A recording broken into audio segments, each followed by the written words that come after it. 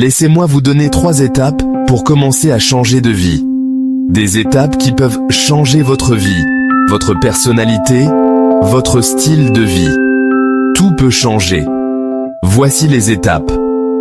Juste avant de rentrer dans le vif du sujet, assurez-vous de vous abonner à la chaîne pour ne pas louper les prochaines vidéos. Et n'oubliez pas de récupérer votre formation offerte pour découvrir des façons peu connues de générer des revenus passifs en cliquant sur le premier lien dans la description sous cette vidéo. Numéro 1. Découvrez comment les choses fonctionnent.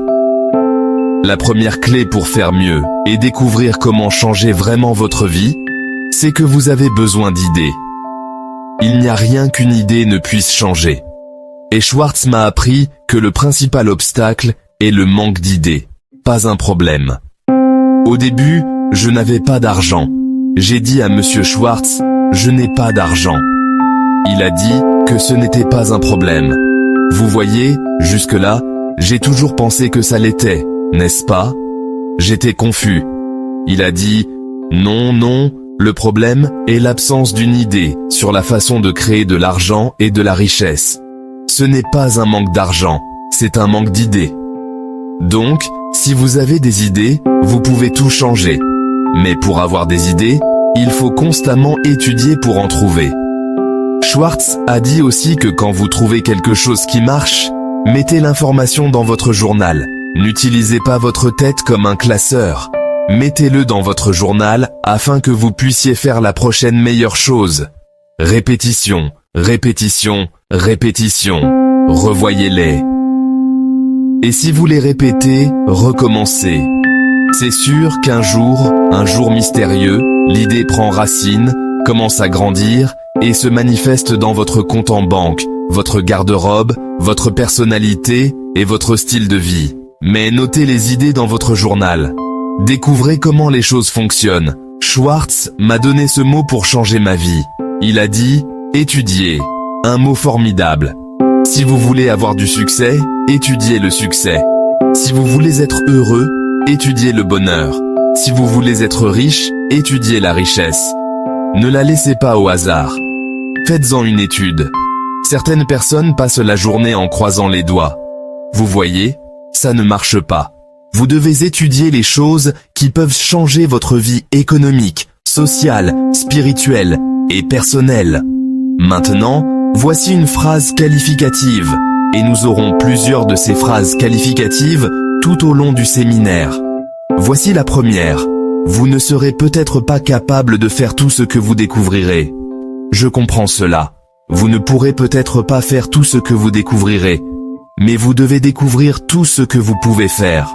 Vous ne devez pas arriver à la fin de votre vie et découvrir que vous n'en avez vécu qu'un 10e et que les 9 autres 10e sont passés à la trappe. Non pas par manque d'opportunité, mais par manque d'information. C'est donc le premier point. Découvrez comment les choses fonctionnent. Et voici la meilleure vertu humaine pour le faire. La curiosité. Notez bien ça. La curiosité. Soyez curieux. Tu pourrais ajouter un mot qui tendrait. Curiosité enfantine. Que feront les enfants s'ils veulent absolument savoir quelque chose? T'embêter, c'est l'expression. Ils peuvent poser des milliers de questions. Vous pensez qu'ils ont fini? Ils en ont encore 1000. Ils vous poussent à bout. C'est une vertu quand on veut savoir. Soyez comme un enfant. En fait, Jésus, le Maître, a dit « À moins que vous ne deveniez comme des petits enfants, vous pouvez aussi bien oublier que vous n'avez pas de prière. » Excellent conseil. Vous devez être comme des enfants. 4 façons, à mon avis, d'être comme un enfant. La première est la curiosité. La deuxième est l'excitation. S'exciter comme un enfant sur votre capacité à vous faire n'importe quoi pour une fois. La troisième est la foi. Avoir la foi comme un enfant. Les adultes sont trop sceptiques. Et la quatrième est la confiance. La confiance est une vertu enfantine, mais les récompenses sont incroyables. Alors, soyez comme un enfant. Maintenant, si vous êtes curieux, laissez-moi vous donner 3 façons de découvrir comment changer n'importe quoi, n'importe quelle direction de vie, n'importe quelle dimension. Voici 3 façons de découvrir comment changer quoi que ce soit. La première est de lire. Devenez un bon lecteur. Tous ceux qui ont réussi que je connais, avec lesquels je travaille dans le monde entier, sont tous de bons lecteurs. La curiosité les pousse à lire. Ils veulent savoir. Ils lisent, lisent, lisent, lisent, lisent, lisent, lisent. Devenez un bon lecteur. Maintenant, c'est mon opinion. Écoutez d'autres conférences et écoutez les gens comme moi. Mais faites-vous votre propre opinion. Ne soyez pas un suiveur, soyez un étudiant. Je dis que pour vraiment changer de vie, il faut lire. Une façon d'apprendre est d'apprendre de ses propres expériences. Mais on peut aussi apprendre de l'expérience des autres. Tu vois, un livre peut te faire gagner 5 ans, si tu le lis. Saviez-vous qu'il existe des livres sur la façon d'être plus fort, plus décisif, d'être un orateur, un leader, d'avoir un meilleur effet sur les autres, de développer votre personnalité? Saviez-vous qu'il existe des livres sur ces sujets et que les gens ne les lisent pas? Comment expliquer cela? Alors qu'ils peuvent lire. Saviez-vous que des centaines de ceux qui ont réussi ont écrit leur histoire dans des livres, qu'ils ont écrit comment ils ont réussi, et que les gens ne les lisent pas? Comment tu expliques ça? Le gaz est occupé, je suppose. Tu sais, tu es trop occupé pour ne rien lire. Le gars dit, eh bien ouais, vous travaillez où je travaille. Le temps que vous luttiez à la maison, il est tard. Tu dois manger le souper, regarder un peu la télé, aller au lit. Tu ne peux pas rester debout la moitié de la nuit à lire, lire, lire, lire. Et le gars est en retard sur le paiement de sa maison. Bon travailleur, travailleur acharné, sincère. Mais tu dois être plus que sincère, plus que travailler dur. Sinon, à la fin de votre vie, vous finirez froid, sans aucun sou. Il faut être plus qu'un bon travailleur, il faut être un bon lecteur, fréquenter les gens qui ont réussi et écouter ce qui sort de leur bouche. Maintenant, vous pouvez aussi apprendre des personnes qui ont échoué. Prenez des notes sur les deux, les négatives et les positives. Sur le négatif, les notes sont appelées « ce qu'il ne faut pas faire ». Et vous devez apprendre ce qu'il ne faut pas faire ainsi que ce qu'il faut faire. Donc, apprenez du négatif comme du positif. D'accord, trouvez ce que les pauvres lisent et ne le lisez pas. C'est ça, c'est une bonne information à prendre du négatif. Mais maintenant, vous pouvez aussi apprendre du positif. Fréquentez les gens qui réussissent. Écoutez ce qu'ils disent. Écoutez comment ils le disent. C'est important. Nous avons tous environ 16 heures d'éveil. Entraînez-vous à écouter pendant ces heures. Entraînez-vous à écouter, parce qu'écouter n'est pas facile. J'ai découvert qu'il est plus facile de parler que d'écouter. Mais si vous vous entraînez à écouter pendant les 16 heures où vous êtes éveillé, il est certain que de grandes idées surgiront de sources surprenantes. Dans les formations de vente, nous enseignons que si vous voulez apprendre la vente, écoutez les enfants. Les enfants doivent être les meilleurs vendeurs de tous les temps. Ils n'ont pas d'égal. Un père dit à son jeune fils, « Non, tu ne peux pas avoir un cône de glace. » 30 minutes plus tard, il en lèche un. Ce sont 30 minutes qui valent la peine d'être écoutées. Les enfants ont des stratégies que tu ne croirais pas. La persistance est aussi profonde que l'océan. Et les enfants n'ont jamais pris de cours sur la façon de surmonter les objections. Ils savent déjà comment faire. Alors écoutez et apprenez. Maintenant, voici l'un des meilleurs conseils que j'ai pour toute la soirée. Il n'y aura pas mieux que ça. Le voici. Les pauvres devraient inviter les riches à dîner et les écouter. C'est l'un des meilleurs conseils que j'ai reçus. Si un type ne va pas bien, l'une des premières choses qu'il devrait faire, c'est de trouver un type qui va bien et de lui proposer de lui payer son dîner. De dépenser 50, 60, 80, 100 $. De faire le menu complet de 9 plats. De le faire commencer par les jus et les hors-d'œuvre. De le faire parler. La salade prend 15 minutes. Continuez. Le plus gros steak de la ville prend 45 minutes. Continuez comme ça. Versez le dessert. Faites durer ce repas pendant environ 2 heures. Si vous faites manger une personne qui réussit pendant 2 heures, Elle est susceptible de vous donner des idées pour changer votre vie, pour multiplier vos revenus par 2, par 3, par 5. Mais, vous avez raison, les pauvres n'invitent généralement pas les riches à dîner. C'est ça le problème. Ce type a dit, il est riche, qu'il se paye son propre dîner. Je ne vais pas trouver d'argent pour faire ça. Et il dit, en plus du travail où je travaille, le temps que tu te battes pour rentrer chez toi, il est tard. Tu as de la chance de pouvoir acheter ton propre dîner, et encore moins de courir partout pour trouver un homme riche à nourrir. Et le gars est en retard sur le paiement de sa maison. Bon travailleur, travailleur acharné, sincère. Mais tu dois être plus que sincère, plus que travailler dur. Tu finis fauché. Il faut être meilleur qu'un bon travailleur. Tu dois être un bon auditeur et te souvenir de ce que tu lis et de ce que tu entends. Mets les bonnes choses dans ton journal. Maintenant, voici la troisième façon de découvrir comment changer votre vie. C'est d'observer. Vous pouvez trouver beaucoup d'idées juste en regardant, en fréquentant les gens qui réussissent et en observant. Voilà pourquoi le succès laisse des indices. Regardez comment l'homme serre la main en saluant. Regardez comment la dame réagit. Les gens qui réussissent font certaines choses encore et encore et encore. Et si vous êtes malin, vous pouvez les repérer. Regardez tout ça. Si un type gagne 10 000 $ par mois, je regarderai comment il marche. Peut-être que c'est ça. Copiez sa drôle de petite démarche. Quelqu'un dit, c'est une démarche un peu ridicule. Dites, cette démarche vaut 10 000 $. Je n'ai pas encore l'argent, mais j'ai la démarche qu'il faut. Il faut bien commencer quelque part. Ce que je vous demande ce soir, c'est d'être inhabituel et d'être un bon observateur de ce qui se passe. Vous pouvez ramasser des idées qui peuvent changer votre vie dès demain. Soyez juste un observateur plus attentif. Maintenant, souviens-toi qu'il y a deux façons de voir. L'une s'appelle la vue, voir avec les yeux, et l'autre la perspicacité, voir avec l'esprit. Si tu vois avec tes yeux, tu verras des choses.